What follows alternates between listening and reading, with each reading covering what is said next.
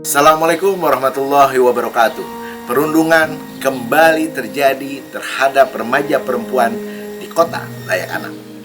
Apa yang sebenarnya terjadi dengan generasi emas bangsa ini? Sudah hilangkah rasa di hati mereka?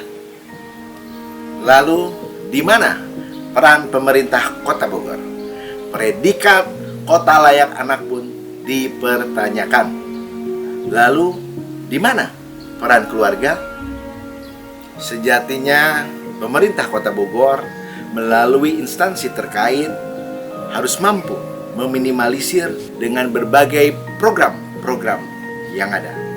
Keluarga pun sejatinya sebagai benteng utama seolah sudah tidak peduli apakah kita sudah menjadi manusia yang individualis.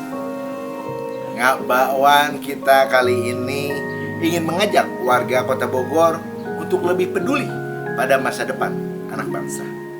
Mari kita saksikan. Perundungan di kota layak anak.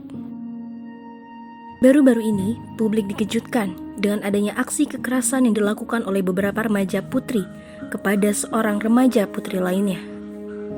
Kekerasan itu dilakukan dengan menganiaya seorang remaja perempuan di area pedestrian di wilayah Kelurahan Sempur yang tak jauh dari Balai Kota Bogor dan Istana Bogor. Setelah adanya laporan polisi dan penyelidikan oleh polisi, terungkap aksi itu dilakukan oleh beberapa remaja putri dan korban yang merupakan satu geng. Kejadian itu kembali membawa keprihatinan bagi orang tua yang masih memiliki anak yang masih dalam usia di bawah umur.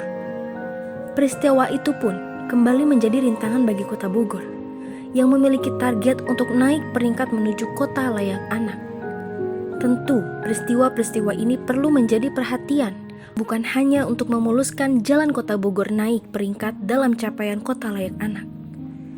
Namun harus betul-betul ada aspek pengawasan pada ruang publik, edukasi pada tingkat akar rumput, serta melibatkan peran serta berbagai elemen masyarakat. Dalam indikator kota layak anak atau KLA, ada indikator yang dibagi ke dalam 5 klaster dan 24 poin yang harus dipenuhi untuk menuju kota layak anak.